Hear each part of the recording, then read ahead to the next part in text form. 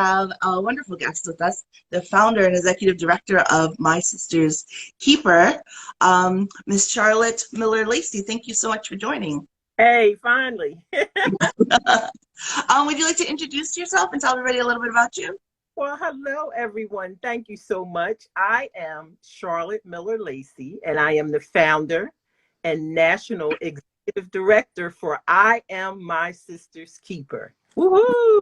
Yes, I Am My Sister Keeper, which is such a great organization. It's one of the few I was really looking into when I first came to Delaware, because I love anything with girls and kids that I can do to give back is always a pleasure of mine. I just really respect all that you do in the community, and like the fact that you're national is so amazing, because I knew you were the executive director, but I didn't realize like you founded it and then turned it national. Like that's so awesome.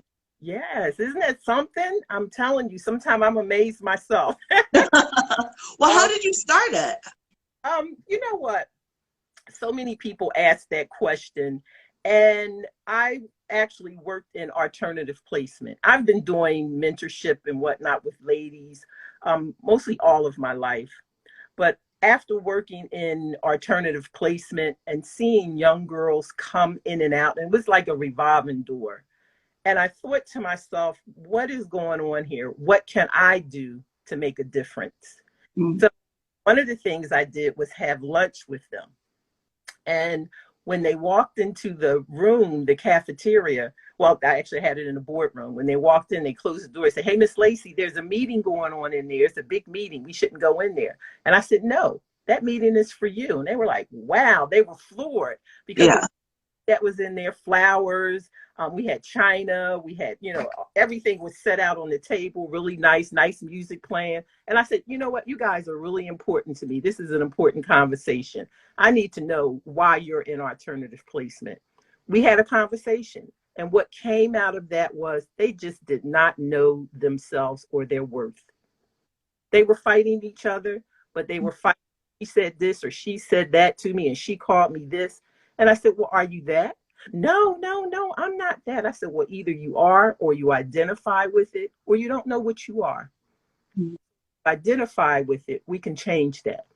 But let's start talking and figuring out how we can do that. And how we do that is through exposure and opportunities. Yes. And other women. I myself was raised in a village of women.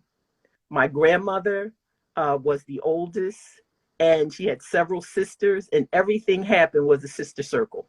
Don't care Mm. what it was. And I remember exactly when it was time for my time of the month, she called the circle, and I'm like, why are you telling everybody this? And she said, there is no personal business. We are all women. Who better yet to help you through this labyrinth of life but other women? Mm-hmm. I am my sister's keeper. Yes, I love that. I love that because it's so true. And I mean, I was raised basically by a village as well, not literal, but throughout my life, Yes. it's always been my relationship like with women and people who have poured into me. I'm lucky I have a wonderful mom, so we have a great relationship. But like my Aunt Claudia, who wasn't really my aunt, she was the wife of the pastor at my church.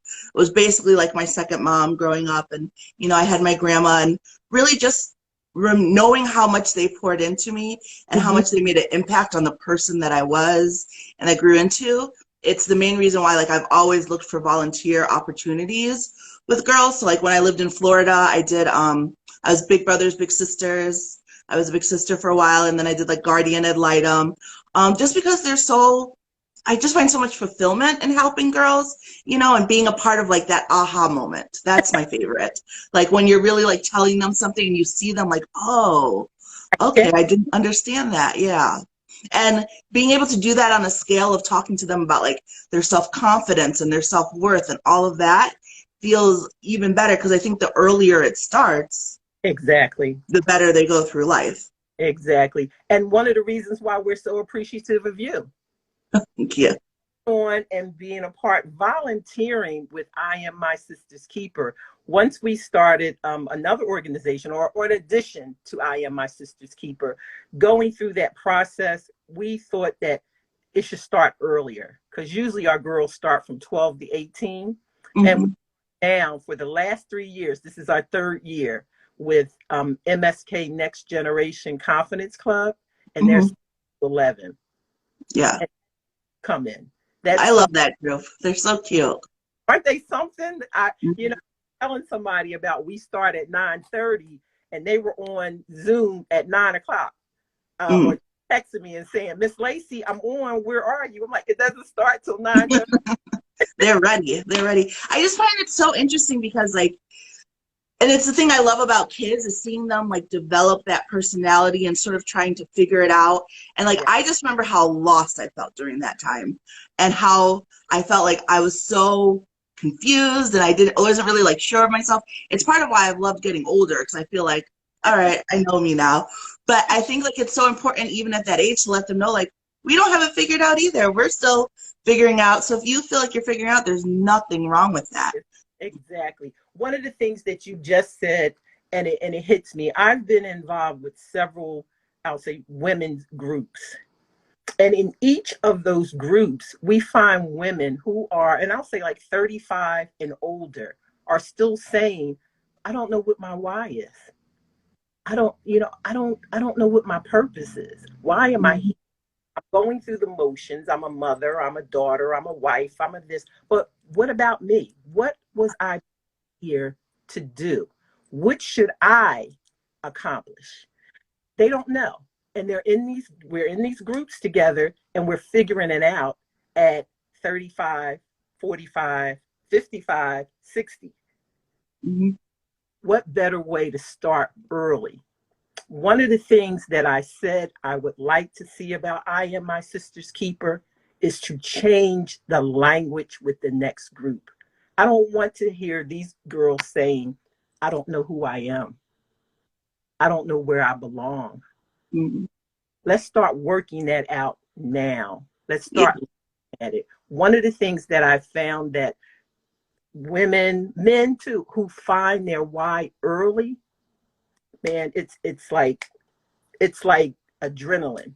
It is. Yeah. Then you're doing what you love to do as opposed to doing what gets you by. Yeah. So one of our big thing with us is exposure and opportunity. You don't know what you know until you know it. Yeah. So we expose our girls to different women, different careers, take them on trips. We do all of these type of things. And this started when we first started. This started with a tea party. So what I And you did, have one this Saturday, the annual one. Yep. from all walks of life to come in. It was only 8 girls in the beginning, and we started it with a round table kind of tea party and like a networking event Hmm. about what they do and how they got where they were. And the women that came in, I said to them, I know you may have impressive resumes, doctor this, senator that, whatever, whomever, but I need that authentic woman to come in and really sit down and talk with the girls one on one and tell them how you got from A to Z and the pitfalls that happen in there. Because I mean, we all have to start over and do different things, but I needed the women to be authentic with the girl. Hmm. If there was a partnership or a connection, that they would become a mentor. Yeah. And so since that first tea party, every year our tea party begins our program year. And we have one this Saturday. So this Hmm. is 6th year. So we've gone from 8 girls to over 500 girls I was gonna say because it's very huge. Yeah. for our tea party, people in participating in our tea party. So we're real excited about that.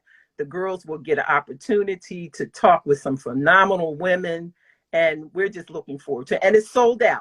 So if you didn't get your Yeah. ticket yet, Too late. Gotta wait till next year. I love that. I think it speaks to like how much your program is needed and also the success of it. Because like you mentioned, exposure is huge, and people don't know what they don't know. And a lot of times I think people don't really realize that like your world around you literally shapes your view of the world.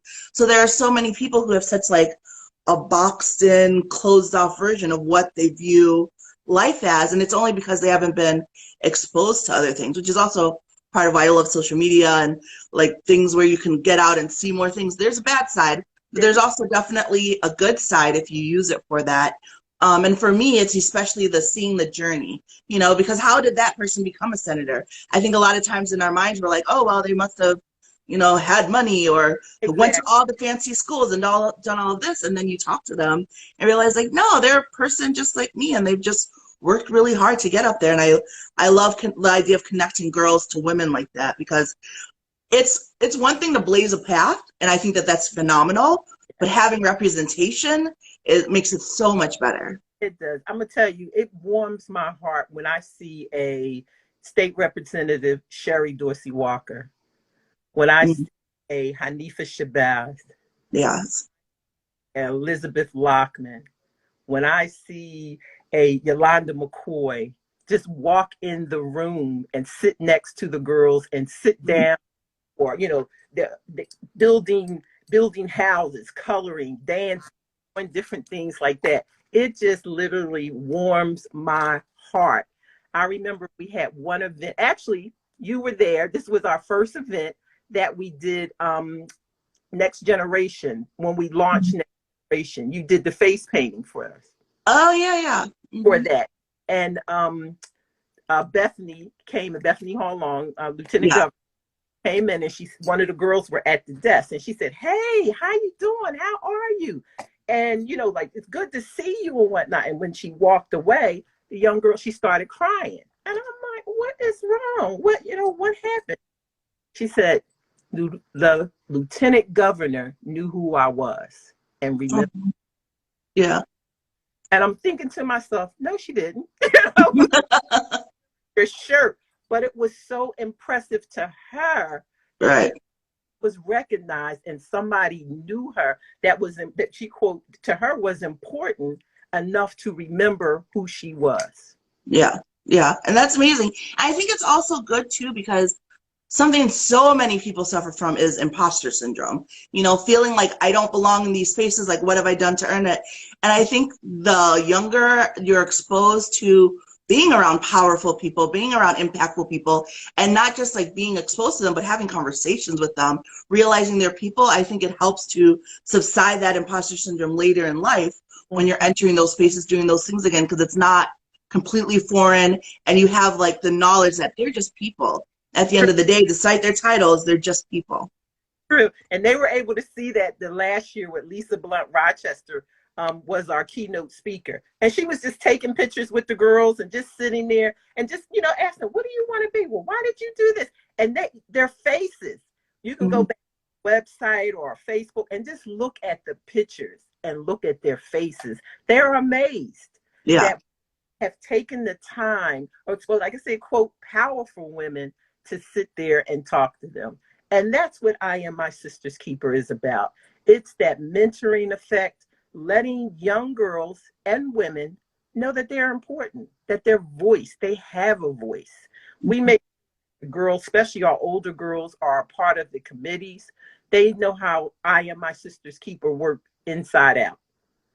So one day, if they want to start a chapter or a nonprofit, at least they have some information. They've been on board meetings, sitting, we get their opinion, certain things, because this is their group. We really want to see them lead this group. And that Yeah. takes the role of our ambassadors of the group. They are the leaders that now are able to help their younger sisters through this process. Hmm. And I love that volunteering is part of that as well, because for me, I realized at a young age, thankfully, like my mom showed me that, you know, if you're curious about something or if you want to do something, sometimes it's hard to get a job in it, but people are almost always willing to take volunteers. So like anytime I wanted to like change career, try something new, I'm like, well, let me see if they need volunteers in this so I can learn it. And it's been great because sometimes I get hands-on and I'm like, oh, never mind. And then sometimes I get hands-on, I'm like, okay, I like this. So I love that that's part of it. And Yeah. with I Am My Sister's Keeper, like once they enroll, there's certain things they have to do, right? It's not just like, oh, I can say I'm in the club. It's like, no, you have requirements. There are definitely requirements. So one of the requirements is that they have to give back. We get so much, and people pour into our girls so much, and we're so appreciative. So they each have to do 30 hours of community service. So we usually pick that and we do it as a team. So we'll go, street cleaning. We've gone to nursing homes. We've gone to daycares to do either cleaning or some type of something, but they have to give back also. They also have to do what's called a trifold. And what it does, it outlines their process. So our program October until June, and it's broken down in quarters. So this year, actually, our rites of passage for this year is live, laugh, and love. Okay. Presenters that come in will either talk about one thing or all three combined around those, whatever their presentation is. Mm-hmm. There are requirements, and there can't be any fighting or bickering within the group. And I say to them, you're not going to like everybody that you're around. We don't like everybody we work with, but we stay with a paycheck. There are assets and liabilities. You look at things and see how many assets that are there. And what we do is that if there is a problem, we settle it through restorative practice. Mm-hmm. Have to restore the harmony in our community with our girls. So they learn conflict and resolution, how to get along with each other. I said, you may not like everybody and you may have a situation, but we will respect each other. Yeah. And that's huge. And I don't know why so many people think that being respectful to someone you dislike is being two-faced. It's absolutely not. It's called being respectful in a human being. Like, I can dislike you and still be pleasant to you, still be nice to you. Like, if we have to work together, that's not being two-faced. That's just being a decent human being. Right. But you know what? That's something that's learned. Because I don't like her and I don't want to be, but why don't you like her? Did she do anything? Did she do anything to you or whatever? No, you just, what? No, I just don't like her. I don't like the way she looked. Okay, well, she's not going to be the carbon copy what you need. Right. That young lady over there might have something that can help you along the way. You never know. They walk the building 10 years from now and she'll be a boss. Right. And that's why it's important to keep good connections with them, even if you don't like them. Because it took me a while. I always say I'm a recovering people pleaser. And I also used to take it like really sensitive if someone didn't like me. I'd be like, oh, but why? I'm so wonderful. But now I've learned that like some people just don't mesh. Like it's just your spirits don't mesh. And that's okay. It's not something to necessarily take personally. And I think we did it actually on one of the Confidence Club with the girls. We talked about like flowers and lights. I'm like, it's okay if they're not your thing. Just be respectful. And someone not liking you doesn't take away from you liking yourself. And that's why I love working with the girls. Like I just try to like talk to them about the things I wish someone had talked to me about more when I was younger. Or I'm sure they did. Like my mom's probably like, I did talk to you. She did. But it also depends on like when you're willing to hear it. And also sometimes some things take hearing it several times. So even if they don't walk away with like, oh, my eyes are open and the light is shining, maybe just the seed was planted. And then when someone else says it to them later, it'll grow and blossom. So I feel like your voice is never wasted when you're pouring into kids. As parents too, we always want to feel that our kids are going to listen to us, and take face value what we say. Sometimes they hear from other people and then it's like, okay, I guess that's confirmation that she knows me. Oh, I used to drive my mom crazy because she'd be like, I'd be like, so and so said this and it's wonderful, and she'd say, I told you that a while ago. I'm like, oh well. So much, but what the good part about that is, because then we become a part of your village.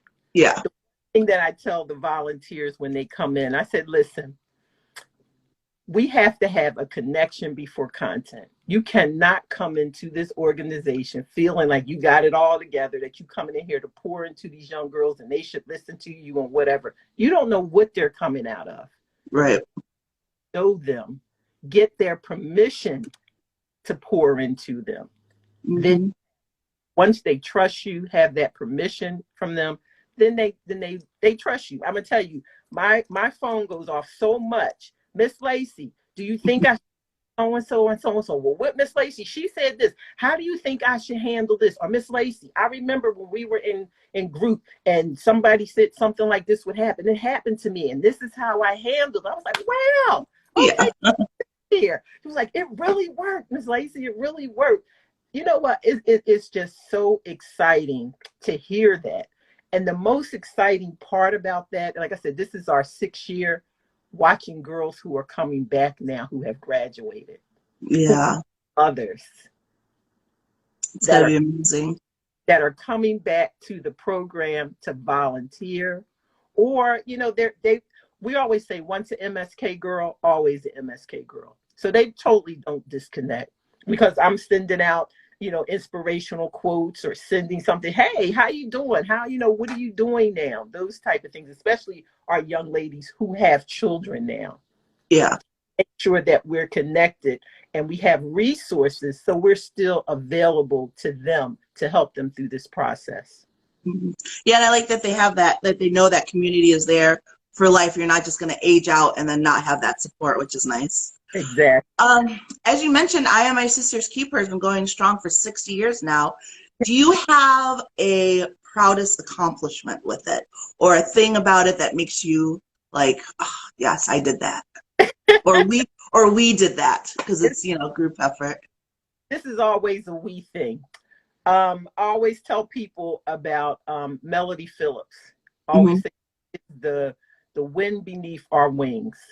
I had the concept of what I wanted to do and what I needed it to look like, but Yeah. sometimes other people to kind of step in, and she was that person for I Am My Sister's Keeper. And I don't know if she's my adopted daughter as well. Yeah.